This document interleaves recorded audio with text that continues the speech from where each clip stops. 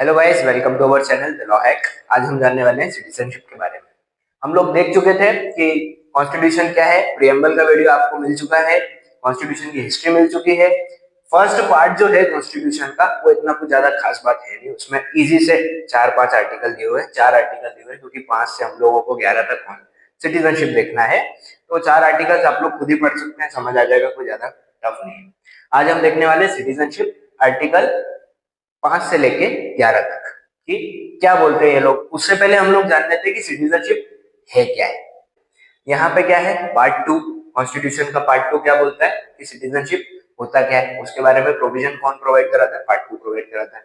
अब देखते हैं हम लोग की सिटीजनशिप क्या होती है। तो पहला पॉइंट है being a citizen of a particular social, political and national community. किसी भी सोशल कम्युनिटी, किसी भी नेशनल कम्युनिटी, किसी भी पॉलिटिकल कम्युनिटी का एक पार्ट होना, उस कम्युनिटी का सिटीजन होना, ये बताता है कि हम उस कम्युनिटी से बिलोंग करते हैं, तो वो हमारा सिटीजनशिप हुआ। दूसरा पॉइंट बोलता है part 2 of constitution came into force on 26 नवंबर 1949। काफी सारे ऐसे पार्ट हैं जो 26 जनवरी 1950 में इन्फोर्स हुए हैं, लेकिन जो सेकेंड पार्ट है हमारा सिटीजनशिप, ये 26 नवंबर 1949 को ही इन्फोर्स में आ गया था। मतलब ये इनेक्टमेंट के साथ ही इन्फोर्स हो चुका था ये वाला पार्ट। ठीक है। थर्ड आता है a citizen of a state is entitled to enjoy all the legal rights and privileges provide by the state. जो भी सिटीजन होगा हमारे इंडिया का, उसको क्या मिलेगा, सारे लीगल राइट्स मिलेंगे और प्रिविलेजेस मिलेंगे, जो कि स्टेट का मतलब यहाँ पे क्या है, इंडिया, जो प्रोवाइड करवा रहा होगा। वो सारे राइट्स और प्रिविलेजेस किसको मिलेंगे, सिटीजन को मिलेंगे। अब हम देखते हैं कि सिटीजन जो है, यहाँ पे ये सिटीजन कौन माना जाएगा कि सिटीजन है। तो कौन कौन है, नेटिव पर्सन इसमें आ जाएंगे, लीगली रिकॉग्नाइज्ड पर्सन इसमें आ जाएंगे, और नेचुरलाइज्ड पर्सन इसमें आ जाएंगे। अब ये जो सिटीजनशिप मिलती है, कैसे मिलती है, कौन कौन इसका सिटीजन हो सकता है, ये हम आगे वाली वीडियो में समझते हैं। चलिए अब हम जानते हैं कि इंडिया में कौन कौन लोग रहते हैं। इसका मतलब ये नहीं कि वो लोग सिटीजनशिप मिली हुई है या वो लोग सिटीजन है, लेकिन हम लोग देखते हैं कि इंडिया में कौन कौन लोग रह सकते हैं या रह रहे हैं, कुछ भी कह सकते हो आप। रेसिडेंट्स कौन कौन है। पहला इसमें आता है एलियंस। ये वो एलियन नहीं है जो दूसरी दुनिया से आते हैं, ये वो लोग हैं जो फॉरेन कंट्री से आते हैं। जो भी पर्सन है जो फॉरेन कंट्री का है, लेकिन वो होस्ट कंट्री का सिटीजन नहीं है, तो उसको हम क्या कहते हैं, एलियन। ठीक है। ये वाला जो एलियन है, इसको दो टाइप्स में बांटा है, रेसिडेंट और नॉन रेसिडेंट। रेसिडेंट एलियन मतलब ये कि कोई बाहरी व्यक्ति है दूसरी कंट्री का, जो कि यहाँ पे रह रहा है, तो उसको क्या करना पड़ेगा, डॉक्यूमेंटेशन करने पड़ेंगे यहाँ पे रहने के लिए। एक आता है नॉन रेसिडेंट एलियंस, यानी कि बाहरी कंट्री के, कोई फॉरेन कंट्री के लोग हैं जो कि वहीं पर रह रहे हैं, यहाँ नहीं रह रहे हैं, तो उन लोगों को क्या मिलेगा, वीजा मिलेगा यहाँ पे आने के लिए। ठीक है। अब ये जो एलियंस होते हैं, इन लोगों को नॉन सिटीजन्स माना जाता है। अब दूसरा आता है रेफ्यूजीज। एक हो गया एलियंस, दूसरा रेफ्यूजीज। ये लोग भी बाहर की कंट्री के ही होते हैं, लेकिन इसमें कंडीशन कुछ और होती है। इसमें पहला क्या आता है, people force to leave their country. उनकी जो अपनी कंट्री है, उनका जो अपना स्वदेश है, उसको फोर्सफुली उनको छोड़ने के लिए बोला गया है। कैसे, क्यों छोड़ना पड़ा उनको, फियर, डर की वजह से, नेचुरल डिजास्टर की वजह से, या फिर उनकी कंट्री में ह्यूमन राइट्स का कोई वायलेशन हो रहा है बहुत बड़े स्तर पर, तो उनको क्या करना पड़ रहा है, अपनी कंट्री को छोड़ना पड़ रहा है। ऐसे लोग अगर हमारे यहाँ रह रहे हैं तो उनको हम क्या कहेंगे, रेफ्यूजी कहेंगे। ये लोग जो है, ये वापस अपनी कंट्री, नेटिव कंट्री यानी कि खुद के अपने देश में जाना नहीं चाहते, या फिर किसी वजह से जा नहीं पा रहे, तो उनको हम क्या बोलते हैं, रेफ्यूजीज बोलते हैं। तीसरा हमारा आता है इमिग्रेंट्स। इमिग्रेंट कौन लोग होते हैं भैया, तो someone from foreign country who relocates to live in another country. अब इसमें ना तो इनकी कोई गलती होती है, ना इनकी कंट्री में कुछ वायलेशन हो रहा था ह्यूमन राइट्स का, ना कोई नेचुरल डिजास्टर होता है, कुछ नहीं होता। ये लोग अपनी मर्जी से भी नहीं आ रहे होते, ये अपनी मर्जी से अपनी कंट्री छोड़ के भी नहीं जाना चाहते, लेकिन ड्यू टू बाउंड्रीज और अल्टरेशन की वजह से ये लोग दूसरी कंट्री में पहुंच जाते हैं, तो उन लोगों को हम इमिग्रेंट्स बोलते हैं। चौथा हमारा आता है असाइलम सीकर्स। अब ये जो रेफ्यूजी लोग यहाँ पे थे, ये वो थे जिनको रेफ्यूजीज का स्टेटस मिल चुका है, लेकिन असाइलम सीकर यहाँ पे कौन लोग होंगे? जिनको अभी तक रेफ्यूजी का स्टेटस नहीं मिला है। ये लोगों ने रिक्वेस्ट किया हुआ है कि इनको रेफ्यूजी माना जाए, लेकिन अभी तक इनको रेफ्यूजी माना नहीं गया। तो वो लोग कौन होते हैं? असाइलम सीकर्स होते हैं। अब एक UNHCR है, ये एक कमीशन है जो कि रेफ्यूजीज को स्टेटस देता है कि कौन रेफ्यूजी होगा, कौन रेफ्यूजी नहीं होगा। तो इस कमीशन ने, इस बॉडी ने अभी तक इनको रेफ्यूजीज का स्टेटस नहीं दिया है। तो ये लोग कौन होंगे? असाइलम सीकर्स होंगे। पांचवा आता है सिटीजन, जिसके बारे में हम पढ़ ही रहे हैं, सिटीजनशिप। तो पांचवा कौन है? सिटीजन है, जो कि कौन होगा? सिविल और पॉलिटिकल राइट्स के लिए एंटाइटल्ड होगा और ऑब्लिगेटेड होगा सारे लॉज को ओबे करने के लिए। इसका मतलब ये नहीं है कि ये लोग सारे लॉज को डिसओबे कर सकते हैं, ऐसा कुछ नहीं है। लेकिन सिटीजन की ड्यूटी बनती है कि वो अपने देश के प्रति, अपनी कंट्री के सारे लॉज फुलफिल करें, सारे लॉज को ओबे करें और अपनी ड्यूटीज जब भी जरूरत पड़े अपनी ड्यूटी को निभाएं। हम लोगों ने देख लिया कि रेसिडेंट्स कौन कौन होंगे इंडिया में, जो लोग रहते हैं, asylum seekers, immigrants, citizens, aliens, है ना। सब लोग हम लोगों ने देख लिया है सब चीजें। अब हम देखने वाले हैं प्रोविजंस क्या क्या है सिटीजनशिप को लेकर के हमारे कॉन्स्टिट्यूशन में। ठीक है, पार्ट 2 में है, ऑलरेडी पता है आप लोगों को। 5 to 11 आर्टिकल 5 से लेके 11 तक सिटीजनशिप के बारे में बताया है। वन बाय वन अपन देखेंगे। अभी अपन देखते हैं आर्टिकल 5 और आर्टिकल 6 क्या बोलता है। आर्टिकल 5 बोलता है ऑर्डिनरी रेसिडेंट। तो जो OR होते हैं, ये जो ORI वगैरह, ये सब टैक्सेशन में भी आपको पढ़ने को मिलेगा। लेकिन यहाँ पे हम लोग देखते हैं कि ऑर्डिनरी रेसिडेंट कौन होता है इंडिया का। तो पहली चीज, ऑर्डिनरी रेसिडेंट है वो इंडिया में कब से? 26 जनवरी 1950।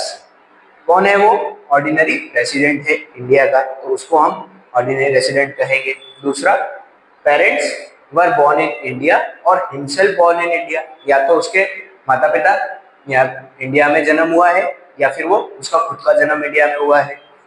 तीसरी चीज आती है parents not born in India but domiciled as OR, यानी कि ordinary resident not less than 5 year before commencement of constitution, यानी कि उनके माता पिता का जन्म इंडिया में तो नहीं हुआ, लेकिन वो डोमिसाइल्ड है, यानी कि यहाँ पे रह रहे हैं, यहाँ के निवासी है। कब से? 5 साल पहले से। कॉन्स्टिट्यूशन हमारा कमेंस होने के 5 साल पहले से वो लोग यहाँ पे रह रहे हैं। तो इन तीनों केस में हम क्या कहेंगे? उनको ऑर्डिनरी रेसिडेंट कहेंगे। अब देखते हैं आर्टिकल 6 क्या बोलता है। आर्टिकल 6 बोलता है persons migrated to India from Pakistan, यानी कि पाकिस्तान से इंडिया में जो लोग आए हैं उनको हम क्या बोलते हैं? तो किन कंडीशंस में, किन तीन केसेस में हम लोग उनको सिटीजन मानेंगे या सिटीजन का दर्जा देंगे या सिटीजनशिप देंगे? तो कैसे देंगे उनको हम? पहली चीज आती है पेरेंट्स और grand parents born in India as per the government of India act 1935, यानी कि गवर्नमेंट ऑफ इंडिया एक्ट 1935 में जो भी सिटीजनशिप या उससे रिलेटेड जो भी गाइडलाइंस या रूल्स थे उसके हिसाब से या तो उनके पेरेंट्स या ग्रैंड पेरेंट्स का जन्म कहाँ हुआ हो? इंडिया में हुआ हो। दूसरी चीज आती है माइग्रेटेड बिफोर 19 जुलाई 1948, 19 जुलाई 1948 के पहले या तो वो लोग इंडिया में आ चुके थे, and residents of India since migration, यानी कि वो लोग इससे पहले तो, इस तारीख से पहले तो यहाँ पे आ गए हैं, लेकिन वो तब से इंडिया में रह रहे हैं, तो उनको हम क्या बोलेंगे? सिटीजनशिप उनको हम दे देंगे। किस आर्टिकल के अंडर में देंगे? आर्टिकल 6 के अंडर में देंगे। तीसरी चीज हमारी आ जाती है माइग्रेटेड आफ्टर 19 जुलाई 1948, यानी कि 19 जुलाई 1948 के बाद वो लोग अगर इंडिया में आए हैं तो उन लोगों को रजिस्ट्रेशन ऑफिसर को क्या करना पड़ेगा? अप्लाई करना पड़ेगा। लेकिन इसमें भी एक कंडीशन है, क्या? एप्लीकेशन देने के 6 महीने पहले से वो लोग यहाँ पे रह रहे हो तो ही वो लोग क्या कर सकते हैं? अप्लाई कर सकते हैं।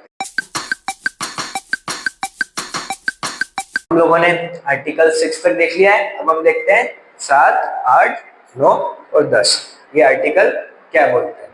7th आर्टिकल बोलता है हमारा माइग्रेट्स टू पाकिस्तान वो रिटर्न बैक, यानी कि जो लोग पाकिस्तान चले गए हैं या चले गए थे उस टाइम पे वो लोग वापस आ गए हैं इंडिया में, तो वो लोग सिटीजनशिप कैसे क्लेम करेंगे या उनको सिटीजनशिप कैसे दी जाएगी? क्या कंडीशन है?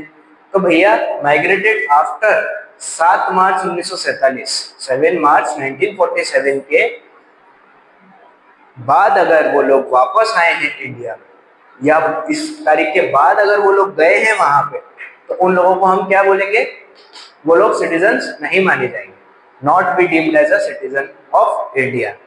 7 मार्च 1947 ये तारीख, बिल्कुल तारीखों का खेल है सिटीजनशिप में और कुछ भी नहीं है। तारीखें बहुत सारी आपको देखने को मिलेगी, तो ये याद रखने वाली चीज है। इसके बाद अलग अगर वो लोग क्या करे हैं, गए हैं पाकिस्तान में, तो उनको वापस आने पर इंडियन सिटीजन नहीं माना जाएगा। इसका एक एक्सेप्शन है।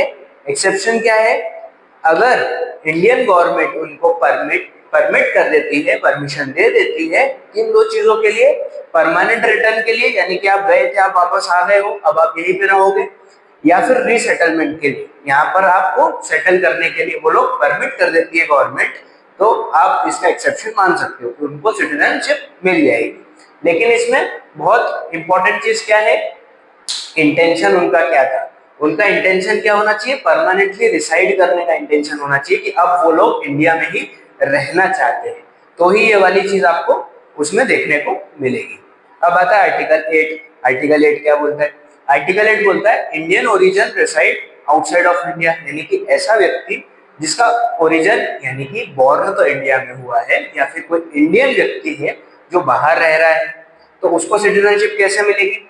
तो कोई पर्सन हो सकता है, उसके पेरेंट्स या उसके ग्रैंड पेरेंट्स जिनका जन्म इंडिया में हुआ है, यानी कि वो पर्सन ऑफ इंडियन ओरिजिन है जो कि बाहर रह रहा है, आउटसाइड इंडिया रह रहा है, तो वो कैसे एक्वायर कर सकता है सिटीजनशिप को, तो वो एक्वायर कर सकता है बाय एप्लीकेशन। काउंसलर को वो एप्लीकेशन दे सकता है कि भैया मेरा जन्म इंडिया में हुआ है, या मेरे पिताजी इंडिया के हैं, मेरी माताजी इंडिया की हैं, या मेरा ग्रैंड पेरेंट्स का जन्म इंडिया में हुआ है, पेरेंट्स का जन्म इंडिया में हुआ है, या मेरा खुद का जन्म इंडिया में हुआ है, तो भैया मेरे को इंडियन सिटीजनशिप दी जाए।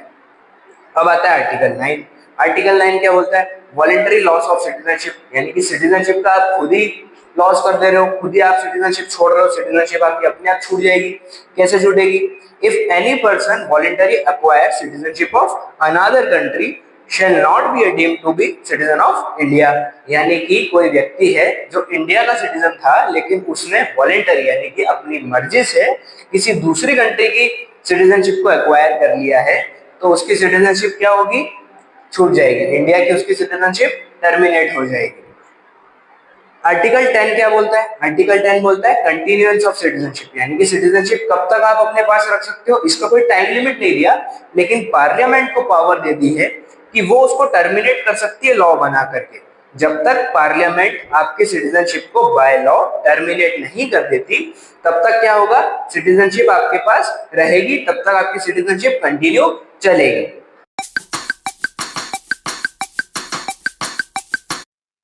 हम लोगों ने आर्टिकल 10 तक देख लिया था, अब हम देखते हैं आर्टिकल 11 क्या बोलता है। सिंपली ये बात करता है लॉ मेकिंग पावर के बारे में। तो सिटीजनशिप से रिलेटेड लॉ मेकिंग पावर किसके पास है, कौन सी, रिगार्डिंग एक्विजिशन एंड टर्मिनेशन, यानी कि सिटीजनशिप आप कैसे ले सकते हो, कैसे उसका टर्मिनेशन हो सकता है, कैसे वो आपसे छीनी जा सकती है या खत्म हो सकती है आपकी सिटीजनशिप, ये सब लॉ कौन बना सकता है, पार्लियामेंट बना सकती है। इसकी पावर किसको दे दी है, पार्लियामेंट को दे दी है। इसका मतलब ये है, इस आर्टिकल का बेसिक मतलब ये निकलता है कि कॉन्स्टिट्यूशन हमको कुछ प्रोविजन तो देता है सिटीजनशिप से रिगार्डिंग, लेकिन वो पार्लियामेंट को पावर भी देता है कि वो सिटीजनशिप से रिगार्डिंग लॉ बना सकते हैं। मतलब कॉन्स्टिट्यूशन एक पर्टिकुलर एक्ट हमको नहीं देता, लेकिन पार्लियामेंट बना सकता है लॉ, जिसने बनाया भी हुआ है सिटीजनशिप एक्ट 1955। ये जो एक्ट है ये पूरा बात करता है किसका, एक्विजिशन का, टर्मिनेशन का, सिटीजनशिप की सिटीजनशिप को कौन ले सकता है, कौन छोड़ सकता है, कब उसकी सिटीजनशिप टर्मिनेट हो सकती है, कब उसको सिटीजनशिप मिल सकती है। इससे रिगार्डिंग रूल्स प्रोविजन सब कौन प्रोवाइड कराता है हमको, सिटीजनशिप एक्ट 1955, जो कि इस आर्टिकल के अंदर किसने बनाया है, पार्लियामेंट ने बनाया है। अब हम जानते हैं कि दो मेन प्रिंसिपल्स है जिनके ऊपर सिटीजनशिप मेनली देखी जाती है, तो ये होते हैं जस्ट सोली और जस्ट सेंक्विनिस। जस्ट सेंक्विनिस और जस्ट सोली, इसका जस्ट सोली का मतलब क्या होता है, प्लेस ऑफ बर्थ, जस्ट सेंक्विनिस का मतलब होता है ब्लड टाइज, यानी कि आपका ब्लड रिलेशन किनके साथ है, वो लोग कहाँ के सिटीजन है, आपका बर्थ कहाँ पर हुआ है, वो लोग वो किस कंट्री में है। तो ये दो चीजें देखी जाती है जनरली सिटीजनशिप को एक्वायर करने के लिए, कि कहाँ पे बर्थ हुआ है और ब्लड टाइज किसके साथ है। ऐसे ही डिटेल्ड वीडियोस के लिए लॉ हैक्स के साथ बने रहिए और सब्सक्राइब करना भूलना मत।